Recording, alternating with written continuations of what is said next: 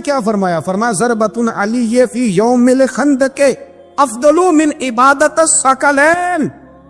نبی پاک نے فرمایا علی کی تلوار کا ایک وار خندق کے میدان میں، ایک وار علی کی تلوار کا، فرمایا دو جہاں میں اگر سارے لوگ نفل عبادتیں کرے تو علی کو اللہ پھر بھی زیادہ درجہ عطا فرمائے گا۔ ساری دنیا کی عبادتوں سے زیادہ درجہ لے کے ایک تلوار چلا۔ نبی پاک صلی اللہ تعالی علیہ وسلم کی نگاہ فیض سے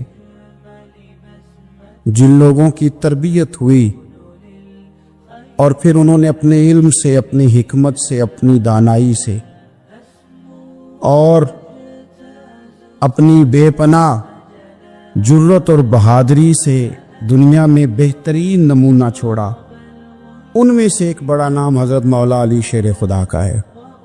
بالعموم ہم یہ دیکھتے ہیں کہ جو لوگ بہت زیادہ بہادر ہوتے ہیں نا، میدانوں کے ہوتے ہیں، لڑنے، جہاد کرنے، جد و جہد کرنے کا مزاج رکھتے ہیں، ان کا علم سے شغف نہیں ہوتا۔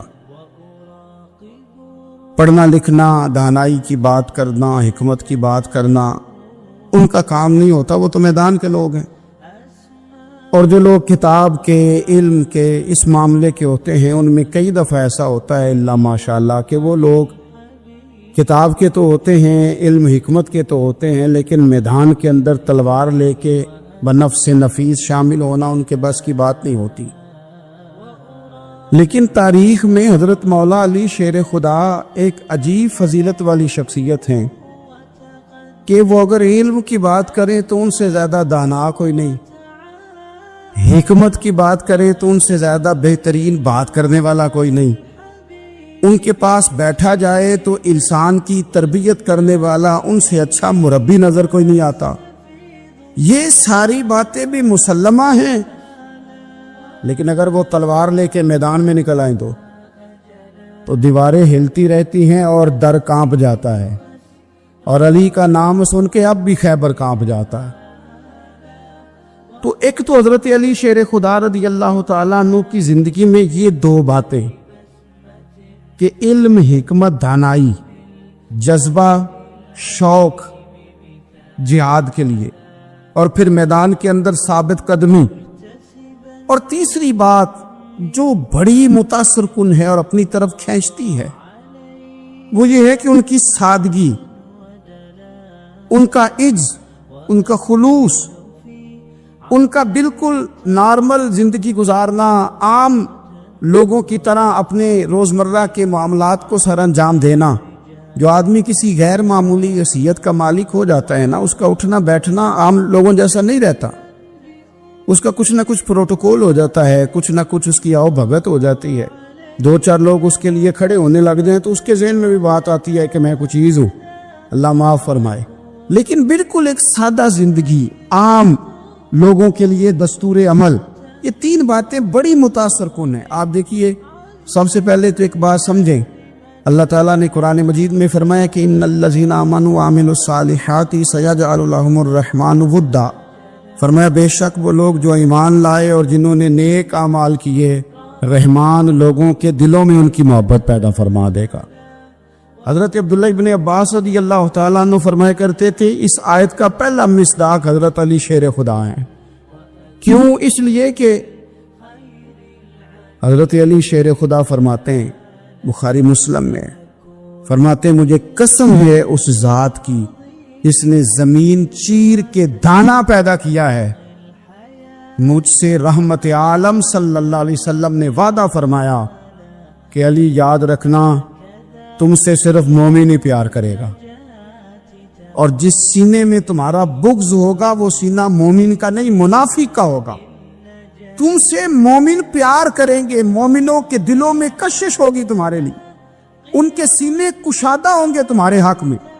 حضرت مولا علی شیر خدا کی محبت، ان کا نام آئے تو دل ٹھنڈا ہو جائے، آنکھوں میں روشنی آئے، چہرہ روشن ہو جائے، تو مانا یہ ہے کہ ایمان مضبوط ہے دل میں۔ اور اگر بندہ کمزور ہونے لگ جائے، اگر اس کی کیفیات کوئی اور رنگ پیش کرے، تو مانا یہ ہے کہ ایمان سینے میں مضبوط نہیں ہے۔ حضرت علی شیر خدا سے حضور کا جو قربت کا تعلق، دیکھیں کچھ لوگ ایسے ہوتے ہیں کہ جن سے قربت ہوتی ہے، آپ نے کبھی دیکھا ہے ہر بندے سے مل کے بندہ رو نہیں سکتا، ہر بندے کو دیکھ کے رونا آتا نہیں، لیکن کچھ لوگوں سے روح ملتی ہے نا کسی کی، تو ویسے کبھی وہ بندے مل جائے نا، دل کرتا ہے تینوں سامنے بٹھا لاں تے درد پرانے چھیڑا۔ کچھ لوگ ایسے ہوتے ہیں جن کے ساتھ حضور تشریف فرما ہے، حضرت علی شیر خدا کہیں گئے ہوئے ہیں، تو محبوب کیا فرماتے ہیں؟ فرماتے ہیں اللہ اس وقت تک میرے پاس حضرت اسرائیل کو نہ بھیجنا جب تک میں علی سے ملاقات نہ کر لوں۔ دعائیں ہو رہی ہیں کہ میری جب تک ملاقات نہ ہو جائے میرا جانے کا وقت نہ آئے۔ مشکات میں حدیث موجود ہے۔ تو سرور کائنات علیہ السلام کا جو ان کے ساتھ قربت ہے، حضور کا جو ان سے پیار ہے، حضور نے ہر مہاجر کو ایک انصاری کا بھائی بنایا۔ انصار کے اندر حضور نے بھائی چارہ قائم فرمایا، اور یہ تاریخ کا وہ والا بھائی چارہ ہے جس کی نہ اس سے پہلے کوئی مثال ہے، نہ قیامت تک دوبارہ کوئی مثال دی جا سکتی ہے۔ بھائی جب سگے بھائی جب شادی شدہ ہو جاتے ہیں نا، تو ان کی اپنی اپنی جیبیں ہو جاتی ہیں، اپنی اپنی گفتگو ہو جاتی ہے۔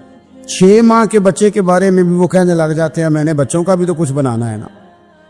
انہیں بالکل اب وہ چیزیں نظر آنی بند ہو جاتی ہیں جس میں والدین اور بہن بھائی شامل ہوتے ہیں۔ وہ کہتے ہیں میرے بھی تو بچے ہیں۔ لیکن یہ بھائی چارہ مہاجرین اور انصار کا اتنا زبردست اور معنی خیز ہے، حضور نے بھائی چارہ قائم فرمایا۔ سگے بھائیوں کو وراثت دینا مشکل ہوتا ہے، بڑا کہہ رہا ہوتا ہے کمائی تو میں نے کی تھی، چھوٹا کہہ رہا ہوتا ہے کہ باہر تو پہلے میں گیا تھا، جھگڑے۔ لیکن یہ تاریخ اسلامی کا وہ بھائی چارہ ہے کہ جن میں برادری، قبیلہ، رنگ، نسل، علاقہ ایک نہیں ہے، پر ہزاروں قومیں وجود میں آئیں دہر میں خشک و تر کے رشتے سے۔ ہم نے بنیاد دوستی رکھی یاد خیر البشر کے رشتے سے۔ اور اقبال نے جن انداز میں اس مضمون کو بیان کیا ہے وہ انداز ہی نرالا ہے۔ اقبال فرماتے ہیں خاص ہے ترکیب میں قوم رسول ہاشمی، بننے میں کوئی خاص، ان کی ترکیب ہی کوئی خاص ہے۔ حضور نے بھائی بھائی بنا دیا۔ اب بھائی جن کو دینی اسلامی مذہبی بھائی بنایا ہے، وہ دوسرے بھائی کے بارے میں کیا ذہن رکھتا ہے؟ وہ کہتا ہے کہ میرے بھائی میرا کاروبار بھی آدھا تیرا، جائیداد بھی آدھی تیری، چونکہ تو میرا بھائی ہے تو تو رسی لے کے پیمائش کر لے، میں اپنا گھر بھی بانٹ کے آدھا تجھے دینا چاہتا ہوں۔ جب اس قدر زیادہ لوگوں کی نظریاتی پختگی ہوئی اور لوگ اس قدر زیادہ مزاج رکھنے لگے، تو پھر ایک خاص قربت کا ماحول وہاں نظر آیا۔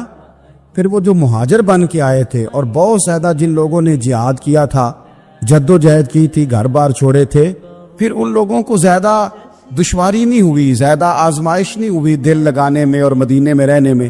بڑی آسانی سے وہ لوگ وہاں رہنے لگے اور بڑی جلدی ان کا مدینے سے اور اہل مدینہ سے پیار بڑھ گیا۔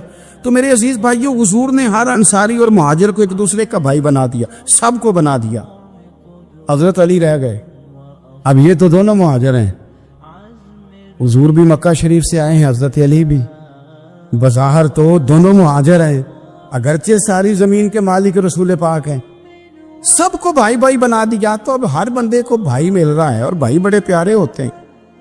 میں کئی دفعہ کہتا ہوں کہ بھائی بڑے پیارے ہوتے ہیں، کچھ قدورتیں دنیاوی طور پر معاذ اللہ دلوں میں آ جاتی ہیں، لیکن بھائی کا درد جو بھائی محسوس کر سکتا ہے وہ بھی دوسرے کو محسوس نہیں ہوتا۔ تو حضرت علی جب کسی کے بھائی نہیں بنائے گئے تو رو ہی پڑے۔ اتنے دلیر بندے تھے، پر بھائی کی ضرورت بندہ اتنی محسوس کرتا ہے، اس کو بھائی سے لگاؤ اتنا زیادہ ہوتا ہے کہ مولا علی رو پڑے، مشکات میں موجود، روئے۔ حضور نے فرمایا کیوں روتے ہو؟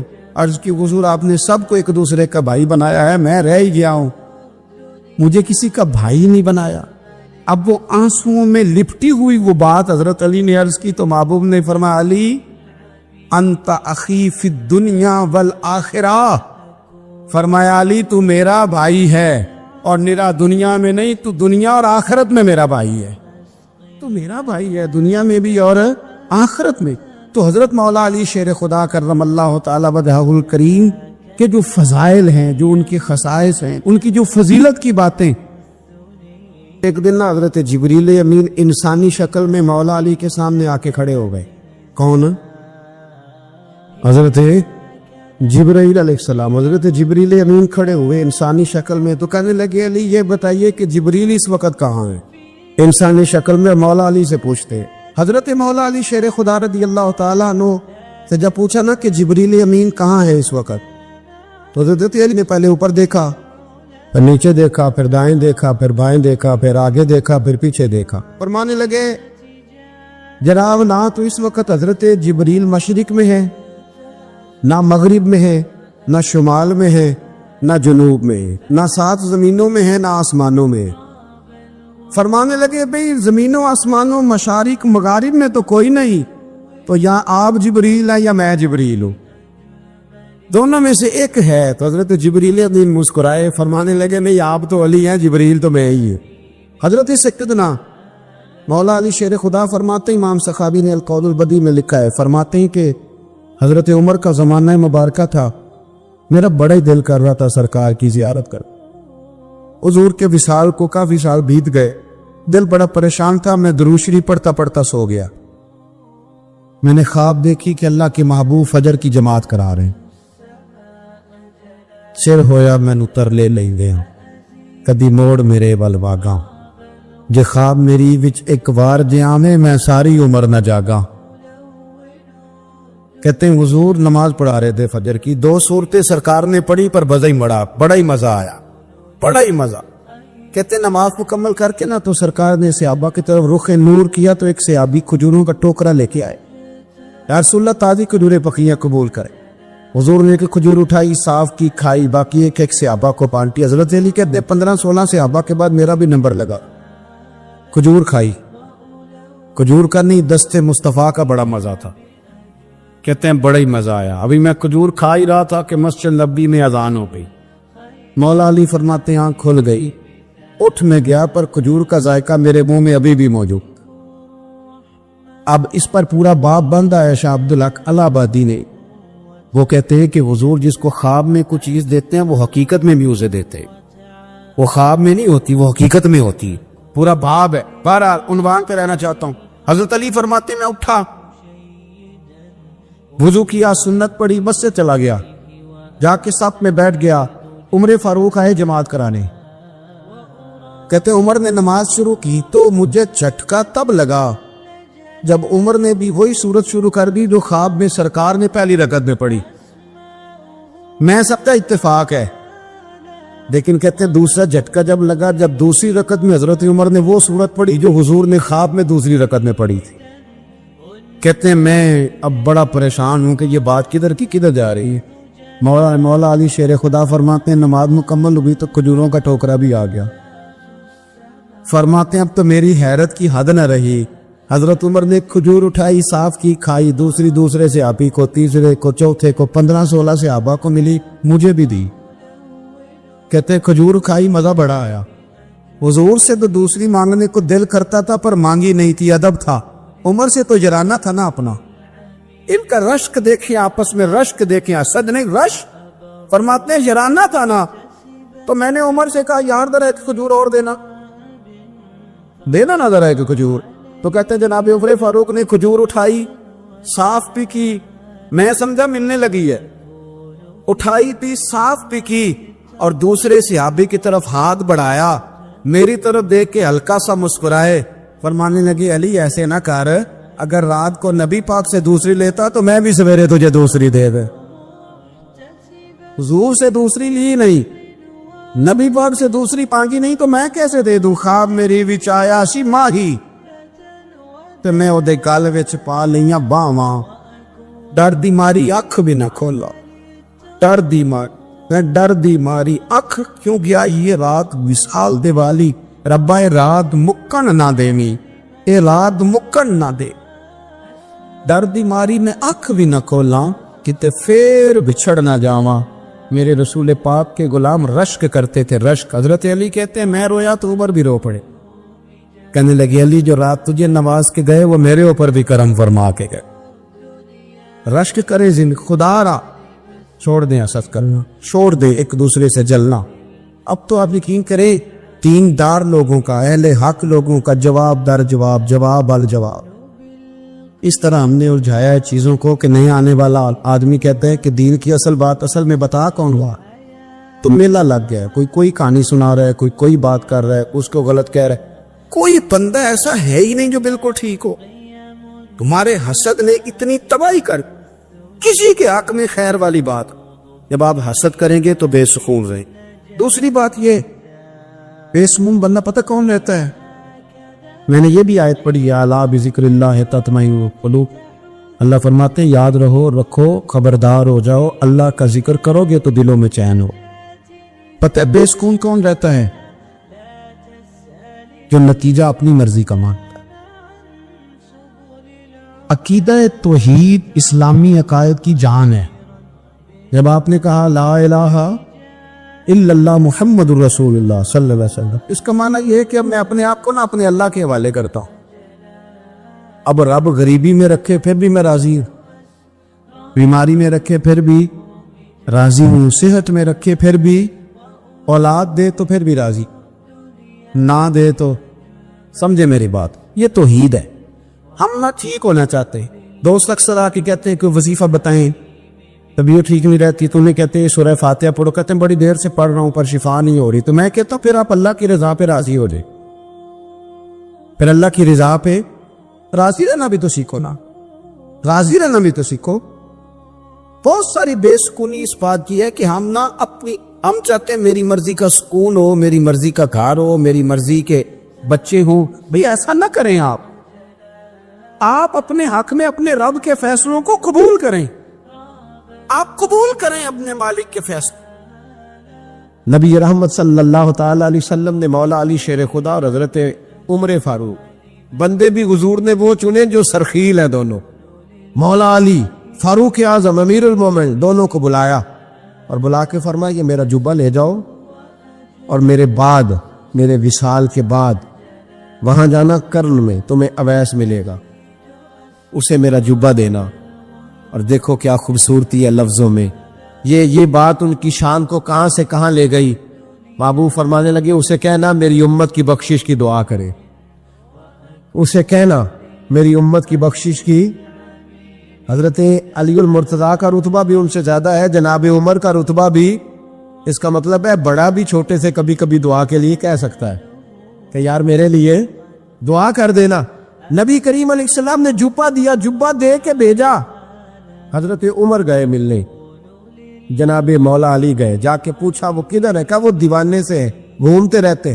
جب ملاقات ہوئی تو حضرت اویس کرنی دوڑے آئے، جناب عمر کہنے لگے آپ کا نام اویس ہے؟ کہنے لگے ہاں عمر فاروق میرا نام اویس ہی ہے۔ پھر آگے بڑھ کے کہنے لگے علی آپ کی طبیعت مبارک کیسی ہے؟ پھر وہ جبہ وصول کیا، کہا محبوب نے کہا تھا امت کے لیے دعا کرنا، تو حضرت اویس نے فوراً سر سجدے میں رکھ دیا۔ اور داتا صاحب حدیث لائے ہیں، محبوب فرمانے لگے اللہ تعالیٰ بنو کلب کے قبیلے کی بکریوں کے بالوں کی تعداد کے مطابق اویس کرنی کی دعا کی برکت سے میری امت کو جنت میں داخل کرے۔ اتنا بڑا اعزاز، اتنا بڑا اعزاز۔ حضرت اویس کرنی رضی اللہ تعالیٰ انہوں نے دعا کی، پھر واپس لوٹے۔ یہ تو داتا صاحب کی بات ہے۔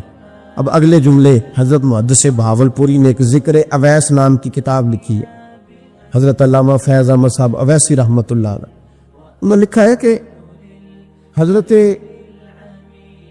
عمر فاروق اور مولا علی جب مل رہے تھے نا، تو ایک تیسرے شخص نے کہا کہ اویس ان کی زیارت کر لو جنہوں نے حضور کی زیارت کی، ان کی زیارت کر لو، چلو آپ حضور کی زیارت نہیں کر سکے تو زیارت کر لو۔ تو حضرت اویس کرنی اٹھ کے قریب گئے تو جناب علی المرتضیٰ اور جناب عمر سے کہنے لگے حضور کی داڑھی مبارک میں کتنے بال سفید تھے؟ زیارت تو نہیں کی، داڑھی میں کتنے بال ہیں؟ انہوں نے یہ نہیں کہا ہمیں پتہ نہیں، کیونکہ سوال دوسرے کا تھا۔ ان دونوں کا سوال یہ نہیں کہا ہمیں پتہ نہیں، باقی کتابوں میں الفاظ اور ملتے ہیں، میں وہ والی بات بیان کر رہا ہوں جس میں ادب زیادہ پایا جاتا ہے۔ کہا کتنے بال سفید تھے؟ تو یہ نہیں فرمایا مولا علی اور جناب عمر نے کہ ہمیں پتہ نہیں، کہنے لگے ویس آج آپ ہی بتائیں گے کتنے سفید، آج آپ ہی بتائیں کتنے ہیں۔ تو حضرت سیدنا اویس کرنی کہنے لگے محبوب کی داڑھی مبارک میں 17 بال سفید تھے، 17 بال سفید تھے، یہ ان کی زیارت کا حال۔ حضرت مولا علی شیر خدا رضی اللہ تعالیٰ عنہ کا عالم یہ تھا کہ باوجود غربت کے، باوجود غریبی کے، گھر میں کوئی شے، اور یہ جان بوجھ کے غربت اختیار کی تھی ورنہ تو مالک تھے کونین، باوجود فقر اختیاری کے حضرت علی رضی اللہ تعالیٰ عنہ کے دروازے سے خالی کوئی نہیں جاتا تھا. ایک سائل مسجد میں مانگنے آ گیا تو حضرت علی نماز پڑھ رہے تھے. ایک طرف حال یہ ہے کہ حضرت علی کو تیر لگ گیا ایک جنگ میں, 2-3 تیر لگ گئے. تو حکیم کہنے لگے حضرت آپ کو درخت کے ساتھ باندھیں گے پھر تیر نکالیں گے ورنہ تو آپ بڑا تڑپیں گے. حضرت علی فرمانے لگے ضرورت ہی کوئی نہیں, جب میں نماز کی نیت باندھوں تو نکال لینا, مجھے پتہ بھی نہیں چلے گا. ایک طرف حال یہ ہے, ایک طرف, اور دوسری جانب کیا حال ہے, ایک مانگنے والا فقیر مدینے آیا تو صحابہ اپنی اپنی نمازیں پڑھ رہے تھے. حضرت علی بھی نماز میں تھے. نماز میں ہی رب کے بندوں کا خیال آ گیا. حضور کی حدیث میں نے سنائی تھی نا, نبی پاک فرماتے ہیں میں اللہ کی نماز پڑھ رہا ہوتا ہوں پر بوڑھے کا خیال آتا ہے تو نماز چھوٹی کر دیتا ہوں, بیمار کا خیال آتا ہے تو چھوٹی. حضرت علی کہتے ہیں مسجد میں آ کے پکارا تو میں نے سلام بھی پھیرنے کا انتظار نہیں کیا, میرے پاس چاندی کی انگوٹھی تھی, میں نے فوراً اتاری اور نماز کے دوران ہی میں نے اس کی جانب پھینک دی. فرماتے ہیں اس سائل نے جا کے حضور کو بتایا, حضور آج میں مسجد میں گیا ہوں, سب نماز پڑھ رہے تھے, کچھ ملا نہیں. حضور نے فرمایا وہاں علی نہیں تھے؟ حضور تھے. فرمایا میرا کچھ ملا؟ کہا حضور اس نے تو نماز پڑھتے پڑھتے بھی سخاوت کر دی ہے, نماز پڑھتے پڑھتے بھی سخاوت کر دی. مالاں والے سخی نہیں ہوندے. کون پیسے والے سخی؟ میں نہیں دیا کہا, میاں صاحب کہہ رہے ہیں مالاں والے سخی نہیں ہوندے تے سخیاں مال نہیں ہوندا. ایتھے اوتھے دعا جہان نہیں, سخی کلال نہیں ہوندا. نبی پاک نے فرمایا جس کی جیب میں پیسے ہیں وہ سخی نہیں ہوتا, جس کا دل بڑا ہے وہ سخی ہوتا ہے. حضرت علی شیر خدا گھر میں 3 دن کھانا نہیں پکتا پر جو آتا ہے وہ جھولی بھر کے لے کے جاتا ہے, وہ جھولی بھر کے. بھائی زندگی اس کی ہے جس کی دین کے کام لگ گئی, ورنہ لوگ وقت ضائع کر کے چلے جاتے ہیں. پیسہ کمانا, دولت کمانا, رزق حلال کمانا عبادت ہے, پر اس کو دین ایمان بنا لینا حسن نہیں زندگی کا. لوگ اپنا آپ ضائع کر دیتے, اپنا آپ ضائع نہ کرو. شیر خدا کا محل کوئی نہیں تھا پر لگتا ہے ساری کائنات شیر خدا کی جاگیر ہے.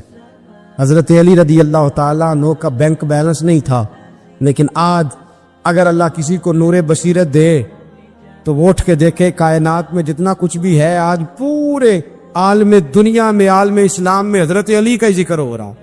پوری دنیا حضرت علی کا. پھر اللہ نے فہم دیا, بصیرت دی, حضرت علی کو اللہ نے علم دیا. بہت بڑے عالم تھے حضرت علی, بہت بڑے. حضرت سیدنا عمر فاروق رضی اللہ تعالیٰ عنہ فرماتے ہیں اگر ہمارے درمیان علی نہ ہوتے ہم ہلاک ہو جاتے. جہاں کوئی مسئلہ بنتا شیر خدا اس مسئلے کو حل کرتے, بلکہ حضور نے فرمایا میں علم کا شہر ہوں, علی اس کا دروازہ ہے. حضرت جبریل امین علیہ السلام آئے انسانی شکل میں, حضرت علی کے سامنے کھڑے ہو کے کہنے لگے علی سنا ہے آپ شہر علم کے دروازے ہیں. حضرت علی کہنے لگے میں نے نہیں کہا, یہ تو میرے رسول نے کرم فرمایا ہے. کہنے لگے چلو بتاؤ جبریل اس وقت کہاں ہے؟ حضرت علی نے اوپر دیکھا, نیچے دیکھا, دائیں بائیں, آگے پیچھے دیکھا. فرمانے لگے نہ تو اس وقت 7 آسمانوں پہ ہے, نہ 7 زمینوں پہ ہے, نہ مشرق مغرب شمال اور جنوب میں ہے. فرمانے لگے یا تو جبریل ہے یا میں جبریل ہی, ایک ہے دونوں میں سے. تو حضرت جبریل کہنے لگے علی سچ کا ہے مصطفیٰ نے, تو واقعہ علم کا دروازہ ہے, تو علی ہے, جبریل تو میں ہی ہوں, میں ہی ہوں جبریل. یہ ان کے علم کی وسعت, یہ ان کی حکمت اور دانائی کی وسعت. یہ اور یہ کہاں, یہ جو فہم و فراست ہے نا میرے بھائی, یہ کتابیں پڑھنے سے زیادہ نہیں آتی, کتابیں رہنمائی کرتی. فہم و فراست پرہیزگاری سے آتی ہے. اللہ فرماتا ہے یا ایھا الذین آمنوا ان تتقوا اللہ یجعل لکم فرقان, اگر تم اللہ سے ڈرو گے تو اللہ تمہیں بصیرت کا نور عطا فرمائے, باطن کی آنکھیں دے دیتا ہے. جب بندہ اللہ امام مالک سے کسی نے کہا تھا حضور میرا حافظہ کمزور ہو گیا, تو فرمایا گناہ کرنے چھوڑ دے, علم اللہ کا نور ہے, گناہ گاروں کو نہیں دیا جاتا. تیرے ذہن کے اندر جب وسوسے بسیں گے تو اللہ کا نور کیسے آئے گا؟ حضرت علی کی زندگی مشعل راہ ہے, اس کو اپنائیں. حضرت علی کا سجدوں سے پیار ہے, سخاوتوں سے پیار ہے, عبادتوں سے پیار ہے, جہاد سے پیار ہے, ان کا مہمان نوازی سے پیار ہے, ان کا گرمی کے روزے سے پیار ہے, ان کا میدان سے پیار ہے. اپنے آپ کو ان لوگوں کی سیرت کا حامل بنائیں, نقوش قدم چلنے کی کوشش کریں. اسلام وارفتگی والا دین ہے, اسلام محبت والا دین ہے, ذوق والا دین ہے, شوق والا. میری ملت میں آج جو آدمی بڑا گناہگار ہوتا ہے, نہ کلین شیف ہوتا ہے, بے نمازی ہوتا ہے, بڑا سخت ہوتا ہے, نوجوان بڑا کچھ کرتا ہے, یہ ان ساری غلطیوں کے باوجود بھی جب نبی پاک کا نام آتا ہے تو اس کے سینے میں جذبات ابھر جاتے ہیں، کیونکہ اسلام ایک ذوق کا نام ہے، ایک شوق کا نام ہے، ایک درد کا نام۔ جب رسول کریم صلی اللہ علیہ وسلم کی بات آتی ہے تو گرچہ وہ بڑا گناہ گار ہے لیکن اس کے اندر حضور کی محبت موجود ہوتی، وہ چھلک آتی ہے، اس کا چہرہ کھل اٹھتا ہے کہ یہ رسول کریم کی بات ہو رہی صلی اللہ علیہ۔ تو اسلام ہمیں آداب سکھاتا ہے، نسبتوں کا ادب سکھاتا ہے، اسلام ہمیں اکرام سکھاتا ہے، اسلام ہمیں کہتا ہے کہ استاد کی اولاد کا بھی ادب کرو، اسلام ہمیں کہتا ہے کہ اپنے محسن کے بچوں کا بھی ادب کرو۔ اسلام یہ بتاتا ہے۔ ہمارے ہاں خشکی ہوتی جا رہی ہے، بزرگوں نے لکھا ہے کہ 3 قسم کے لوگ کسی کے مرید نہیں ہوتے۔ ایک چودھری صاحب جو ہوتے ہیں وہ بھی کسی کے عقیدت مند ہو سکتے ہیں، ان کے اپنے بڑے مرید ہوتے ہیں۔ تو اسی طرح جو آدمی پڑھ لکھ جائے اس کا بھی کوئی پیر، کوئی مرشد، کیونکہ وہ خود سب سے زیادہ پڑھا لکھا ہے۔ اور تیسرا جو آدمی مالدار ہو، سیٹھ صاحب ہو، اس کا بھی کوئی رہنما، مقتدا، کیونکہ وہ کیسے جھکے گا کسی کے آگے، سلوٹ کیسے کرے گا۔ چند لوگ ایسے ہیں معاشرے میں جو دور ہو جاتے ہیں کیف سے، سرور سے، وہ نہیں سمجھتے کہ ادب ادا کس چیز کا نام ہے۔ لوگوں نے سمجھا اسلام میں خشک مذہب ہے، پڑھیے قرآن پاک کا 15واں سپارہ آخر سے 16واں شروع سے۔ حضرت خضر علیہ السلام گئے، ایک دیوار گر رہی تھی، اللہ کے رسول نے محنت کر کے جو کام مزدور کرتا ہے وہ کام پیغمبروں نے کیا، حضرت موسیٰ اور جناب خضر نے دیوار سیدھی کی، اور جس بستی کی دیوار سیدھی کر رہے ہیں انہوں نے پانی بھی نہیں پلایا، کھانا بھی نہیں پوچھا، لیکن حضرت سیدنا خضر علیہ السلام نے دیوار سیدھی کر دی، محنت کی، کوشش کی، پسینہ بھی آیا، تھکاوٹ بھی۔ حضرت موسیٰ علیہ السلام فرمانے لگے خضر سمجھ نہیں آئی، یہ تو اتنے خشک لوگ ہیں، پانی تک نہیں پلایا اور آپ نے اتنی محنت کر کے دیوار سیدھی کی، تو پڑھ لینا آپ قرآن پاک۔ حضرت جناب خضر علیہ السلام کہنے لگے کہ یہ اصل میں نا ان کے لیے نہیں کیا، یہ کسی نیک کی نسبت ہے، اس دیوار کے نیچے خزانہ ہے، دیوار گر جاتی خزانہ ظاہر ہو جاتا، خزانہ یتیم بچوں کا ہے۔ اور یہ قرآن مجید نے فرمایا وَكَانَ أَبُوهُمَا صَالِحًا، اور فرمایا یہ اس لیے ان بچوں کا خزانہ بچایا ہے کہ ان کا باپ بڑا نیک آدمی تھا۔ قاضی ثناء اللہ صاحب پانی پتی تفسیر مظہری میں لکھتے ہیں کہ وہ ڈائریکٹ باپ نہیں تھا، دادا نہیں تھا، پردادا نہیں تھا، بلکہ 7ویں پشت میں جا کے ان کا باپ بنتا تھا۔ تو رب نے فرمایا ایک بندہ نیک ہو تو میں نیچے 7 پشتوں پہ فضل فرمایا کرتا ہوں۔ اگر ایک بندہ نیک ہو اور 7ویں نسل میں جو اس کی اولاد ہو، اس کے خزانے کی حفاظت کے لیے اللہ نبیوں کی ڈیوٹی لگاتا ہے، تو بتائیے پھر میرے نبی کی اولاد کی کیا شان ہو، پھر اہل بیت نبوت کا کیا مقام ہو، پھر رسول اللہ کے خاندان کا کیا مرتبہ ہو۔ ہم لوگ سمجھتے ہیں کہ بھئی مفت میں سلوٹ کیوں کریں جی، پیار کیا ہوتا ہے، ادب کیا ہوتا ہے۔ پہلی بات یہ ہے کہ ادب ہی ہوتا ہے۔ اماں انگوٹھا چھاپ ہے، بالکل ان پڑھ ہے، ناظرہ قرآن مجید بھی نہیں پڑھنا آتا، بیگم صاحبہ نے MA B.Ed اس کے بعد MPhil میں داخلہ لیا ہوا ہے، ادب کس کا کرنا ہے، بیگم کا کہ اماں کا؟ اماں تو ان پڑھ ہے، بیوی پڑھی لکھی ہے، صرف MA کیا ہوا ہے، B.Ed بھی کیا ہوا ہے، MPhil کر رہی ہے، اماں کا کیوں ادب کرنا ہے؟ اس لیے کہ اماں کا ادب اللہ رسول نے بتایا۔ اماں کا ادب ہو سکتا ہے بیوی بڑی اچھی قاریہ ہو، عمدہ قرآن پڑھتی ہو، حافظہ ہو، عالمہ ہو، اماں کو ناظرہ بھی نہ پڑھنا ہے، پر جنت پھر بھی ماں کے قدموں کے نیچے ہی ہے۔ یہ سمجھ لیں ادب والے کا ادب۔ امام راضی نے ایک بات لکھی ہے، وہ کہتے ہیں جو قاضی ہوتا ہے نا، قاضی جج، اس کے آداب لکھے ہیں امام راضی۔ فرماتے ہیں اگر جج کے پاس مقدمہ آ جائے نا باپ اور بیٹے کا آپس میں جھگڑا ہے، اسے پتہ چل جائے کہ باپ سچا ہے بیٹا جھوٹا ہے، تو 100 دفعہ کہہ دے کہ باپ سچا ہے بیٹا جھوٹا ہے، باپ سچا ہے بیٹا جھوٹا ہے، باپ سچا ہے بیٹا جھوٹا ہے۔ لیکن اگر اسے پتہ چل جائے نا کہ بیٹا سچا ہے اور ابا غلطی پہ ہے، اب یہ تو 100 دفعہ کہے کہ بیٹا ٹھیک کہتا ہے، بیٹا سچا ہے، بیٹا سچا ہے، پر ایک دفعہ بھی یہ نہ کہے کہ ابا جھوٹا ہے، حالانکہ مطلب یہی ہے اگر بیٹا سچا ہے تو پھر خود بخود سمجھ آتی ہے کہ ابا جی غلطی پہ ہے. لیکن ادب کا تقاضا یہ ہے کہ جج بھی یہ نہ کہے کہ باپ جھوٹا ہے اگرچہ وہ غلطی پر ہے, یہ تو کہہ دے کہ بیٹا, اس لیے کہ ادب والے کا جو مقام ادب ہے وہاں ادب کیا جائے, جو مقام اکرام ہے وہاں اکرام, وہاں آپ خشک نہیں بنیں گے. جہاں جھکنا ہے وہاں بہرحال جھکنا ہے, جہاں سلوٹ کرنی ہے بہرحال وہاں سلوٹ کرنی ہے. جن کا ہمارے اوپر ادب لازم ہے ہم نے ان کا ادب. امام اعظم ابو حنیفہ رحمۃ اللہ علیہ ایک جنگل میں ایک باغ میں بیٹھے تھے, شاگرد ساتھ تھے, امام ابو یوسف تھے اور بھی آپ کے شاگرد تھے, تو کچھ لکھ رہے تھے. علماء جب کتابیں لکھتے ہیں تو 20 کتابیں انہوں نے کھول کے نشانیاں رکھ کے دائیں بائیں رکھی ہوتی, مختلف قسم کے نوٹس ہوتے ہیں, بڑا کچھ بکھرا ہوا تھا. شاگرد تھے, باغ کے ایک کونے میں بچے کھیل رہے تھے. وہ بچے بچوں میں سے ایک بچے کی گیند آ گئی باغ میں, بچہ گیند لینے آیا تو امام صاحب اٹھ کے کھڑے ہو گئے اور کاغذ سارے بکھر گئے. بچہ گیند لے کے چلا گیا, شاگرد چوپ رہے, چلو دوبارہ سے کتابیں سمیٹی, ڈھونڈا سارا کچھ, پھر سے کام شروع ہوا. چند منٹ گزرے تو بچہ پھر آ گیا گیند لینے. امام صاحب پھر اٹھے, پھر سارا کچھ بکھر گیا. شاگردوں نے برداشت کیا. سارے شاگردوں میں برداشت ہی نہیں ہوتی, شاگردوں کی بھی موج ہوتی ہے. شاگردوں مریدوں کا بھی اپنا اپنا وقت ہوتا ہے خدمت کرنے کا, اپنا اپنا سٹائل ہوتا ہے ادب کرنے کا. دور بڑا منفرد آ گیا.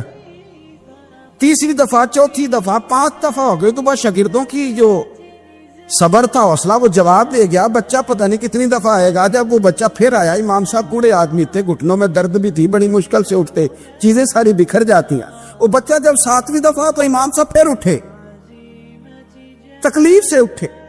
امام ابو یوسف عرض کرنے لگے, اور یہ بچہ ہے, اس کی تو ڈیوٹی لگی ہوئی ہے گیند لانے کی, تو 100 دفعہ آئے گا. تو امام صاحب فرمانے لگے, یہ 100 دفعہ آیا تو میں 100 دفعہ اٹھوں گا, آنے دو.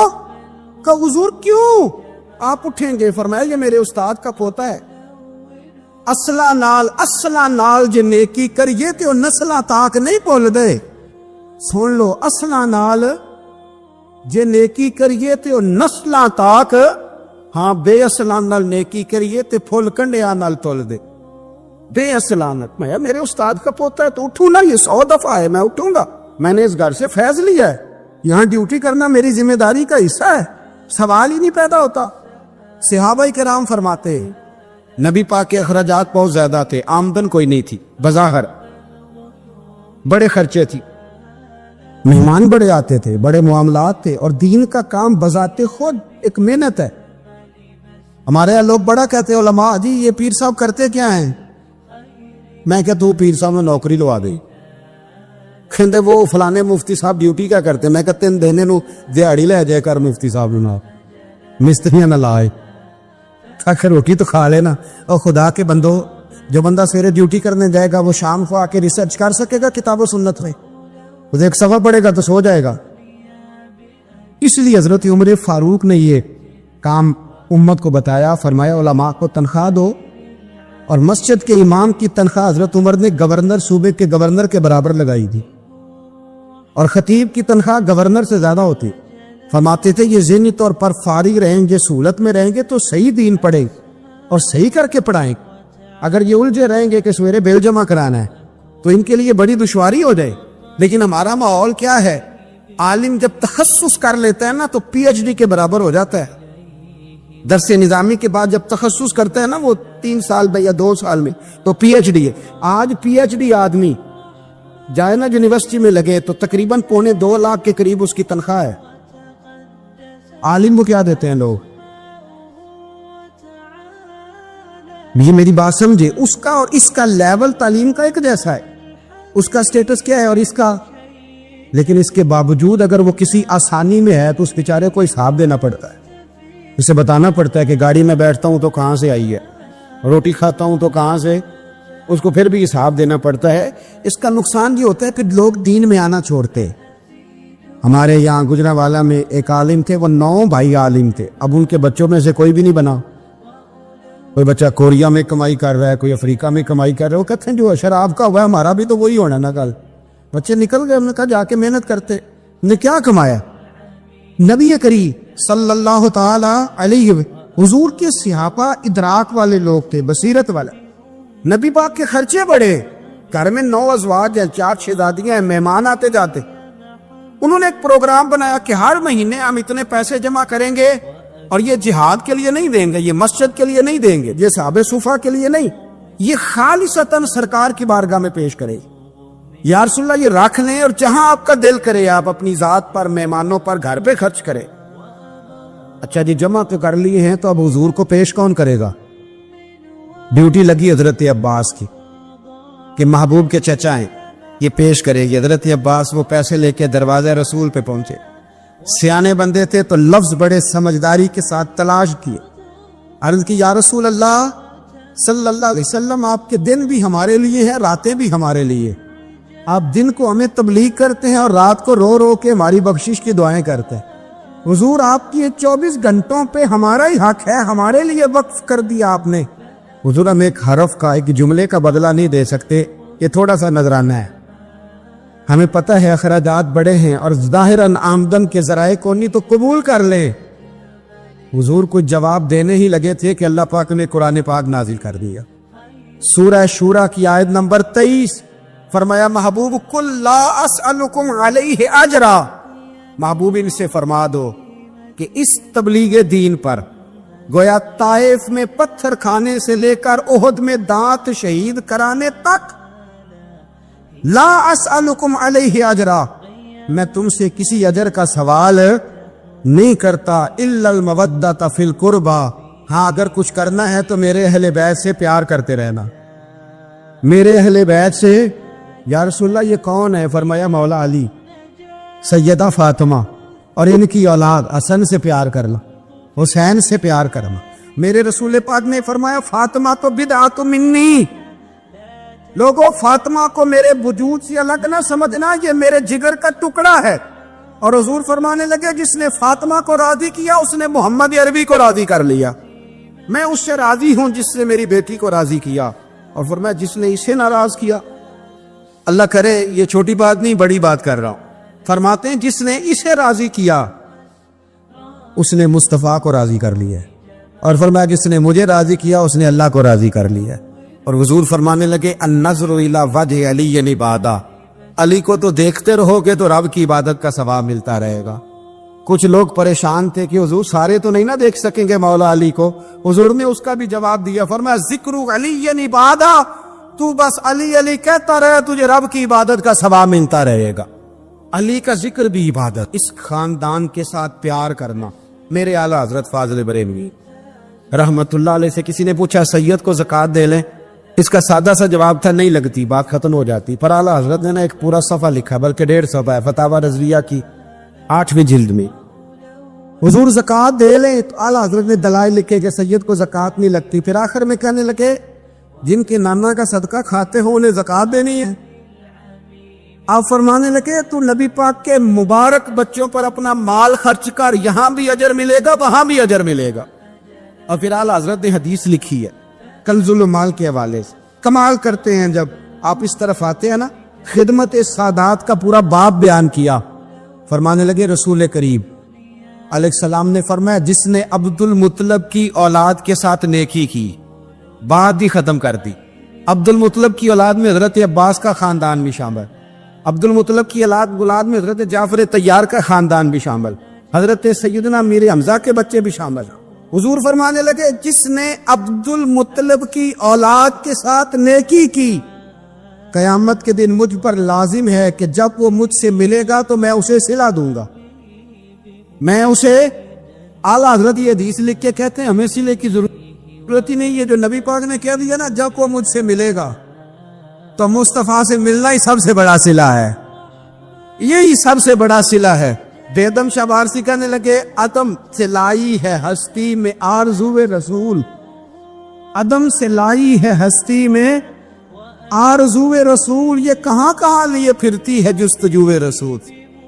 ہمیں عدم سے لائی ہے ہستی میں آرزو رسول، اور کہاں کہاں لیے پھرتی ہے جستجو رسول. عجب تماشا ہو میدان حشر میں بیدم کہ سب ہوں پیش خدا اور میں روبرو رسول. سب ہوں پیش خدا اور میں روبرو رسول. میں حضور کے سامنے. تو محبوب فرمانے لگے جب وہ ملے گا نا تو اجر میں دوں گا. تو پتہ یہ چلا خدمت سادات، ان سے پیار کرنا، اہل بیت نبوت سے ان کی شان کو سمجھی۔ ایک بہت بڑی خوبی حضرت عثمان غنی کی جس کو نبی پاک نے بڑا چاہا، وہ تھا حضرت عثمان غنی کا سخی ہونا۔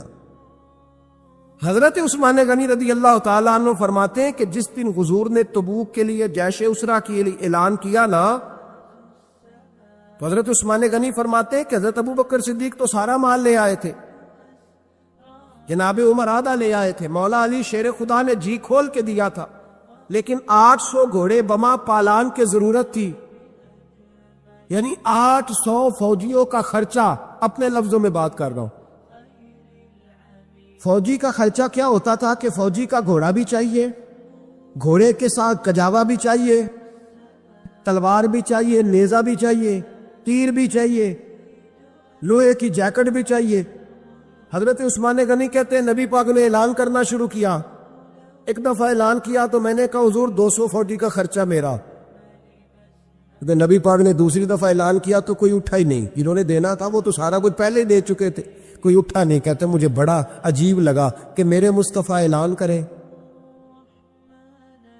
حضرت عثمان غنی فرماتے ہیں، شاہ ولی اللہ صاحب نے اذانۃ الخفا میں لکھا ہے کہ یوں پکڑ کے کہتے میں نے اپنا نا گریبان پکڑ لیا، عثمان تیرے نبی کو اعلان کرنا پڑ رہا؟ کہتے 1000 فوجی کا خرچہ چاہیے تھا، 1000 کا۔ عثمان کہتے تیسری دفعہ حضور نے اعلان کیا تو کہا یا رسول اللہ 200 اور ڈال لے۔ سنو سخی کس کو کہتے ہیں؟ حضرت عثمان غنی رضی اللہ تعالیٰ عنہ فرماتے ہیں میرے پاس کل خرچہ میرے پاس 800 فوجیوں کا تھا، میں سارا کچھ بھی گھر سے لے آؤں تو 1000 میں پھر بھی پورا نہیں کر سکتا تھا، لیکن جب نبی پاک نے چوتھی دفعہ کہا نا کہ اٹھو بھائی ابھی خرچہ چاہیے، عثمان کہتے مجھے لگتا تھا میرے گریبان پھٹ جائے گا، یار میرے محبوب کو اعلان کرنا پڑ رہا ہے۔ عثمان غنی فرماتے میں اٹھ کے کھڑا ہوا، میں نے کہا حضور اب آپ نے اعلان نہیں کرنا، آپ 1000 ہی میرے کھاتے میں ڈال دیں، میں سب کا بندوبست کرا دوں گا۔ فرماتے میں نے 200 فوجی کا خرچہ پکڑ دکڑ کے پورا کیا۔ 200 کا خرچہ، غریب اصل میں اللہ سے تجارت نہیں کرتا اس لیے امیر نہیں ہوتا، غریب اللہ سے تجارت کرے نا، اللہ سے اس کے رستے میں 200 دے کے 70 گنا کی امید رکھے، یہاں بھی وہاں بھی، پھر امیر ہو جائے۔ یہ تجارت نہیں کرتا، یہ کہتا ہے اللہ کے رستے میں امیر خرچ کریں گے، میری نہیں ڈیوٹی۔ حضرت عثمان غنی کہتے میرے پاس 800 کا بندوبست تھا، میں نے 1000 کا دیا۔ حضور تشریف لے گئے، فرماتے ہیں جہاد سے جب واپسی ہوئی نا، ایک ایسا سودا تھا جس میں سے مجھے نفع کی امید ہی نہیں تھی، پر اللہ نے مجھے 11 گنا نفع عطا فرمایا۔ مالا والے سخی نہیں ہوندے، سخیاں کل مال، لیکن نا جنت البقیع وہ والا قبرستان جس میں کوئی دفن ہو جائے تو نبی پاک کی سفارش کا حقدار ہو گیا، وہ والا قبرستان جس کا نام ہی جنت ہے۔ وہاں نا ایک یہودی اپنے جانور باندھا کرتا تھا، تو سرکار ایک دن اس طرف گئے تو واپس آئے، حضرت عثمان غنی قریب کھڑے تھے، نبی کریم صلی اللہ تعالی علیہ وسلم نے فرمایا عثمان اس جگہ کی طرف ذرا چکر لگانا، جگہ بڑی اچھی ہے۔ عثمان غنی گئے، جگہ خرید کے واپس آ گئے۔ حضور نے فرمایا ہوا ہے عرض کی حضور خرید آیا ہوں، فرمایا میں نے تو چکر لگانے کا کہا تھا۔ کہا یا رسول اللہ آپ نے یہ بھی تو فرمایا تھا جگہ بڑی اچھی ہے، تو جس کو آپ نے اچھا کہہ دیا یہودی کے پاس تو نہیں نہ رہنی چاہیے، تو میں نے خرید دی۔ شرم نہیں آتی لوگوں کو حضرت عثمان کے بارے میں بات کرتے، جس قبرستان میں سیدہ پاک بی بی صاحبہ حضرت فاطمہ الزہرا آرام کر رہی ہے، وہ زمین حضرت عثمان نے تحفہ دی ہے۔ حیا نہیں آتی بات کرتے، شرم نہیں آتی؟ یہ صدقہ سیدہ فاطمہ کا ہی ہے، انہیں کے لیے اللہ نے تحفہ دیا، اور اس کے پیسے حضرت عثمان غنی نے ادا کیے۔ پھر اس قبرستان میں سیدہ پاک نے آرام کیا، پھر اسی قبرستان میں عثمان ابن مظعون نے آرام کیا، پھر اسی قبرستان میں حضرت حلیمہ سعدیہ لیٹی ہوئی ہے، اسی قبرستان کے اندر نبی پاک کی زوجہ سیدہ عائشہ آرام کرتی، پھر اسی زمین پر میرے محبوب کے پیارے نواسے امام حسن آرام فرما۔ حضرت عثمان غنی رضی اللہ تعالیٰ عنہ کے بارے میں بات کرتے تیری زبان نہیں کانپتی؟ ان کو بات کرتا ہے جن کے تحفے اہل بیت نبوت نے قبول فرمائے اور وہاں آرام کرنا انہوں نے پسند کیا، اتنا بڑا جرت بند ہو گیا تو حضرت سیدنا عثمان غنی رضی اللہ تعالیٰ عنہ سخاوت کی تو کمال کر دیا حضرت عثمان غنی، اور پھر ضرورت سے زیادہ پیسے دے کے. وہ کنویں کی بات بڑی معروف ہے، میں نے بس اشارہ کرنا ہے. نبی پاک نے بھی اعلان کیا تو بڑا ہی اعلان کر دیا، فرمایا وہ میٹھے پانی کا کنواں ہے، قبضہ یہودی کا ہے. جو بندہ خرید کر وقف کرے گا نا اسے کیا ملے گا؟ تو حضور نے فرمایا میری جیب میں جنت کی ٹکٹ ہے، بہت سے جنت دے دیں. یہ ہے عرض جنت، یہ طیبہ کی زمین ہے، جنت بھی یہی، مال کے جنت بھی یہی ہے، جنت لے لے مجھ سے، لے لے. حضرت عثمان غنی گئے، اس کو کہا بھائی کنواں میرے ہاتھ بیچ دے. کنویں کی قیمت تھی 500-700 دینار. تو حضرت عثمان 500-600 دینار کل کنویں کی قیمت تھی. جناب عثمان غنی گئے، یہودی کو پتا تھا کہ یہ خریدنا چاہتے ہیں. فرمایا یار یہ کنواں بیچ دو. کہنے لگا نہیں بیچنا. فرمایا قیمت منہ مانگی. کہنے لگا قیمت میری مرضی کی. کہا تمہاری مرضی کی، اپنی اپنی اوقات ہوتی ہے نا قیمت لگانے کی، تمہاری مرضی کی. کہنے لگا میری شرط ہے، میں ایک دن کے لیے کنواں دوں گا، ایک دن میں ایک دن آپ. فرمایا یہ بھی منظور ہے. کتنے پیسے؟ اس نے کہا میں 3000 دینار لوں گا. 500-600 کا ہے. حضرت عثمان غنی فرمانے لگے تو نے اپنی اوقات کے مطابق 3000 مانگا ہے، میں 40,000 لے کے آیا تھا. اپنی اوقات کے مطابق مانگا. 40,000 دینار میری جیب میں. یہودی کہنے لگا عثمان تو تاجر ہے، اور عام تاجر نہیں، عالمی سطح کا تاجر ہے. لوگ تیری تجارت کی مثالیں عرب میں دیتے ہیں، پر 500-600 کا کنواں 40,000. فرمانے لگے مسئلہ کنویں کا نہیں، مسئلہ مصطفیٰ کے فرمان کا ہے. وہ جو حضور کا فرمان پورا کرنا ہے نا، اس کے لیے 40,000 تھوڑے ہیں. میرے پاس تھے ہی اتنے جو لے کے آیا ہوں. حضرت عثمان نے پیسے چکائے. اس نے کہا ایک دن پانی ملے گا. فرمایا منظور ہے. وہ ایک دن بیچا کرتا تھا پانی. حضرت عثمان نے اعلان کر دیا جو میرا دل ہے نا فری پیو، اپنے بھی پیو، بیگانے کا اعلان کوئی نہیں کرنا، میرا کوئی پروگرام نہیں. آپ مطلب ہلکا ہلکا ایسے ایسے دیکھیں گے، سوچیں گے، غور کریں گے. او بھائی پیسہ بھی بانٹنے سے چلو بولو تو صحیح نا، اس پر بھی آپ حامی تو بھرے نا، سچی بات کر تو لینی چاہیے نا. چلے عمر آپ 2 سال کے بعد کر لینا، 6 سال کے بعد کر لینا، پر ہاں نہ تو صحیح کرے نا. پیسہ بھی ہمیشہ بانٹنے سے. ملا رومی رحمۃ اللہ علیہ فرماتے ہیں کنویں سے سادہ پانی نکل جائے تو تازہ آ جاتا ہے، اور اگر پانی کنویں کے اندر رہے سارا ختم نہ ہو تو باسی ہو جاتا ہے. اس لیے فرمایا کرتے تھے میں اس کنویں سے پانی پیتا ہوں جس میں رش زیادہ ہوتا ہے، دیکھیے وہاں سے پانی ختم ہوتا ہے تو تازہ آتا رہتا ہے. فرماتے تو اللہ کے رستے میں سارا خرچ کر دے، اللہ تازے عطا کر دے گا اور پہلے سے زیادہ عطا کر دے. میرا آپ کا مسئلہ یہ ہے کہ تجارت بندوں کے ساتھ ہے. بندوں کے ساتھ جو تجارت ہے نا، بندے کنجوسی کر جاتے ہیں. بندے کا تو صحیح کام چل جائے تو پارٹنر کو فارغ کر دیتا ہے تو فارغ ہے. اور اگر کبھی کسی کی دکان میں کوئی کرایہ دار اچھا اس کی دکان چل جائے تو مالک کہتا ہے تو جا، اب دکان میں نے خود کھول لی ہے، وہ فارغ کر دیتا ہے. بندوں کا تو مزاج اور اللہ تبارک و تعالیٰ سے جب تجارت ہوتی ہے نا، میں نے ایسے لوگ دیکھے جن کے گھروں میں لاکھوں روپیہ ماہانہ آتا ہے، غربت نہیں جاتی. ان کو سوچنا چاہیے کہ کثرت والا پیسہ آیا ہے پر برکت والا نہیں آیا. حضرت عثمان غنی رضی اللہ تعالیٰ عنہ فرماتے ہیں کہ میں نے پہلے بھی میں بڑا تاجر تھا، لیکن جب سے مصطفیٰ کے نام پر خرچ کرنا شروع کیا، پھر کہاں کہاں سے آیا کب. اور بڑی سیانی بات فرماتے ہیں. آپ فرماتے ہیں میں کلمہ پڑھنے سے پہلے تجارت کو وقت زیادہ دیتا تھا، اور مسلمان ہونے کے بعد میں نے تجارت کو ٹائم تھوڑا دیا، پر اللہ نے روزی مجھے زیادہ عطا فرمائی. اس لیے برکت پر ہماری توجہ نہیں رہی، غیبی خزانوں پر خیال ہم نے چھوڑ دیا ہے. غیبی خزانوں سے جو چیز ملتی ہے وہ زیادہ ملتی، جو مادی ذرائع سے ملتی ہے وہ چیز کم ہوتی. حضرت عثمان غنی پر الزام لگا جب آپ کا دور حکومت تھا. یہ یاد رکھیں کہ سب سے زیادہ الزامات حضرت عثمان غنی پہ لگائے گئے. جن بندوں کے قد کاٹ زیادہ ہوتے ہیں ان کے خلاف پراپوگنڈے بھی لمبے چوڑے ہی ہوتے ہیں. بڑی بڑی بات یاد رکھنا. کہا گیا کہ حضرت عثمان لوگوں کو نوازتے بڑھائیں، بڑا دیتے ہیں حضرت عثمان غنی. تو حضرت عثمان غنی فرمایا کرتے تھے حکمران تو میں آج بنا ہوں تو میں تو پہلے بھی بڑا دیتا تھا، وہ کس خزانے سے دیتا تھا. آپ جواب دیا کرتے. دیکھیں ذرا، لاکھوں لوگ حج کرنے آتے تھے، پر حضرت عثمان غنی حج کرنے جاتے تو اعلان کر دیتے کہ کوئی حاجی حج کے موقع پر آ کے کھانا نہ پکائے، سب کو کھانا عثمان غنی اپنی جیب سے دیا کرے گی۔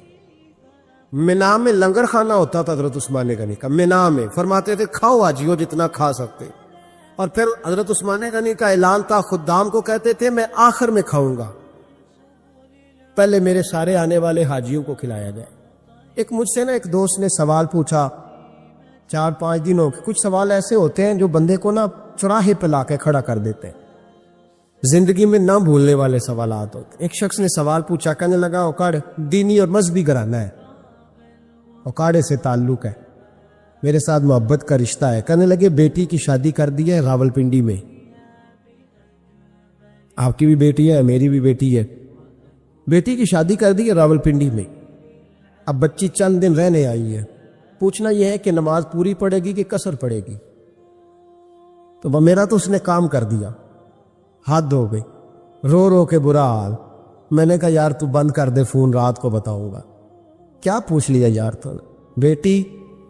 بیٹی مسافر نہیں ہوتی، بیٹی تو مہرانی ہوتی ہے باپ کے گھر کی۔ وہ بیٹی مطلب کیسے بتاؤں کہ دل کرتا ہے کہ بیٹی وہ صرف ہنسے، وہ روئے کبھی نہ، یہ دعا ہوتی ہے۔ تو نے اتنا بڑا سوال کیوں کیا؟ بہرحال علماء کو کچھ چیزوں کے جواب دینے پڑتے ہیں۔ میں نے کہا میں رات کو بتاؤں گا۔ رات کو پھر فون آیا کہ آپ وہ بڑی جلدی جواب دینے کے عادی ہیں تو دیر کیوں کر دی؟ تو میں نے کہا یار جواب تو میرے پاس تھا لیکن ہمت نہیں تھی ابھی۔ تو میں نے کہا کہ اگر تو بیٹی آئی ہے والد کے گھر میں اور ابا جی کا پروگرام ہے اسے جائیداد میں سے حصہ دینے کا، تو پھر تو بیٹی نماز پوری پڑے گی، لیکن اگر ابا جی نے علیحدہ کر کے انگوٹھا لگوانا ہے تو پھر بیٹی مسافر ہے۔ اگر ابا جی نے اس کو علیحدہ کر کے انگوٹھا لگوانا ہے نا کہ دے دے بھائیوں کو، خیر ہے تیری شادی پہ خرچہ کر دیا ہے، اگر ابا جی کے دل میں نے کہا یہ ابے سے فتویٰ پوچھ لو، اگر ابا جی کے دل میں چور ہے نا کہ بیٹی کو دینا کچھ نہیں، تو پھر بیٹی نے نماز قصر پڑھنی ہے، اس لیے کہ پھر وہ وہاں حصے دار۔ اس کی دلیل حضرت عثمان غنی رضی اللہ تعالیٰ عنہ حج کے لیے تشریف لے گئے تو لوگوں نے حضرت عثمان غنی سے کہا کہ نبی پاک بھی قصر نماز پڑھتے تھے، حضرت عمر بھی حج کے موقع پر قصر پڑھتے، حضرت ابو بکر بھی، آپ کیوں پوری پڑھتے؟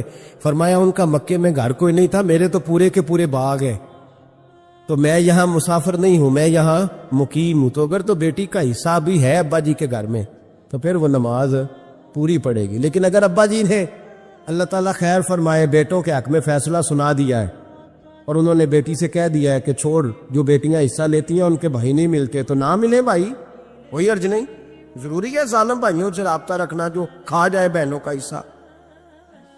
والد ظالم ہے، ظالم ہے باپ، بیٹے کو حصہ دیتا ہے بیٹی کو نہیں دیتا۔ اور یہ 1.5 مربے والے جاگیردار کی بات نہیں کر رہا، جس کا 4 مرلے کا مکان ہے اس کی بیٹی کا بھی حصہ بنتا ہے۔ کیوں کھاتے ہیں بیٹیوں کا حصہ؟ ڈر نہیں آتا اللہ تعالیٰ سے؟ کیوں کھاتے ہیں لوگ بیٹیوں کا حصہ؟ جب اللہ رسول نے رکھا ہے تو کیوں کھا جاتے؟ اور پھر کہتے ہیں جناب بڑا پیار ہے بیٹی سے، دھونے کے لیے پیار ہے۔ تو یاد رکھے حضرت عثمان غنی رضی اللہ تعالیٰ عنہ کا لنگر چلتا تھا۔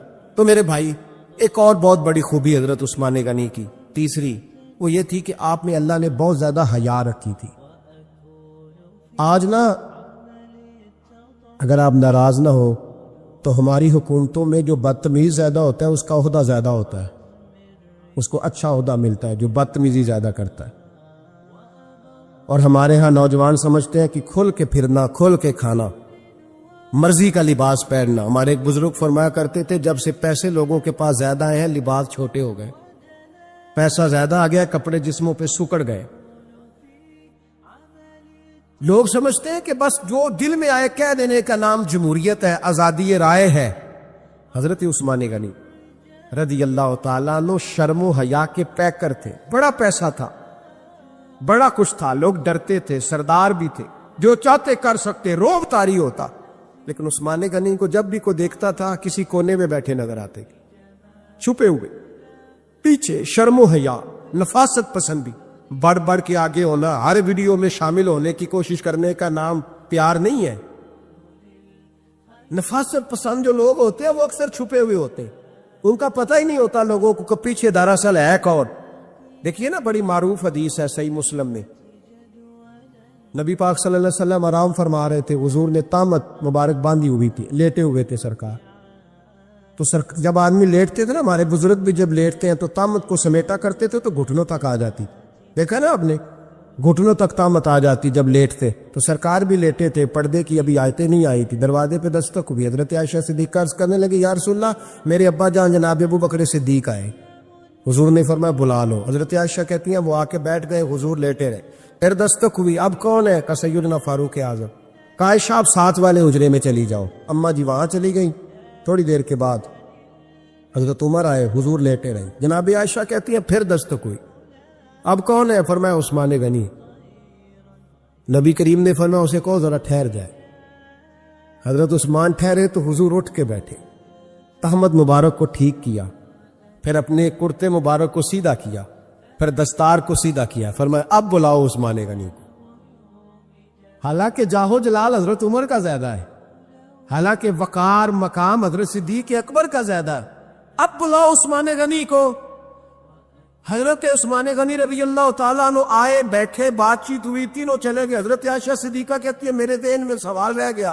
میں نے عرض کی یا رسول اللہ صلی اللہ تعالیٰ علیہ وسلم، وہ دو لوگ آئے، آپ بیٹھے رہے، عثمان آئے تو آپ نے اہتمام کیا. کیا لفظ ہے، اور لفظوں میں تاثیر ہے، اور جملے دو کہے نبی پاک نے لیکن کتنا بڑا ان کا مرتبہ بیان کیا. فرمایا عائشہ میں اس شخص سے حیا نہ کروں جس سے اللہ کے فرشتے بھی حیا کرتے، میں اس سے حیا نہ کروں جس سے اللہ کے فرشتے بھی حیا کرتے. حضرت عثمان غنی فرمایا کرتے تھے میں نے جب سے حضور کا چہرہ دیکھا ہے دوبارہ پلٹ کے اپنی شرمگاہ بھی کبھی نہیں دیکھی، ویا میں نے اپنی آنکھوں کا وضو نہیں توڑا جب سے حضور کا. فرماتے جب سے یہ ہاتھ نبی پاک کو بیعت کے لیے دیا ہے پھر گندگی میں نہیں جانے دیا میں نے سیدھا. حضرت عثمان غنی فرمایا کرتے تھے میں اپنے گھر کے اندر اپنے غسل خانے میں چار دیواری کے اندر بھی کپڑوں سمیت غسل کرتا ہوں، مجھے حیا کی ہے غسل خانے میں بھی کپڑے. اور سنو ایک اور بڑی بات اہم، حضرت بشر حافی کا سارا شہر قدر کرتا، پیار کرتا، اور صرف انسان نہیں جانور بھی ان کی قدر کر لے. وہ ننگے پاؤں چلتے تھے تو جانور بغداد کی گلیوں میں گوبر نہیں کرتے کہ رب کریم کا بندہ جا رہا ہے. اللہ کے ولیوں کی تو جانور بھی حیا کر رہے ہیں. وہ بغداد کا ایک تاجر کہتا مجھے نہیں جی بابا اچھا لگتا. کچھ لوگ ہیں نا سٹائل ذرا ہٹ کے، یعنی سب سے الگ بات کرنی ہے، علیحدہ بولی بولنی، مجھے نہیں بھی تمہیں کیوں نہیں اچھے لگتے. کہنے لگا جی یہ جمعے والے دن نا جمعے کے فرض پڑھ کے چلے جاتے ہیں، باقی نماز نہیں پڑھتے مسجد میں. مسجد میں کون سی نماز پڑھنی ضروری ہے جی؟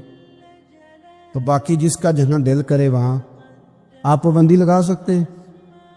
میرے ایک مدرسے کا طالب علم تھا تو کچھ لوگ میرے پاس آئے، کہنے لگے پیر صاحب بچہ دے دے نماز پڑھانے کے لیے. دے دیا، پھر شکایت آ گئی، کہنے لگے عصر کی پہلی 4 سنتیں نہیں پڑھتا اور عشاء کی پہلی 4 سنتیں نہیں پڑھتا. میں نے کہا واپس کر دو. کہنے لگے جی آپ تو ناراض ہو گئے. میں نے کہا یار جس چیز کی پابندی اللہ رسول نہیں لگاتے تم کیوں لگاتے ہو؟ رب رسول اگر وہ سنتیں ضروری ہوتی تو فرض کر دی جاتی. تو جس کی اللہ رسول پابندی نہیں لگا رہے، ہمارا عجیب مزاج ہے نا، اس کی ہم پابندی لگاتے. کتنی غلط بات.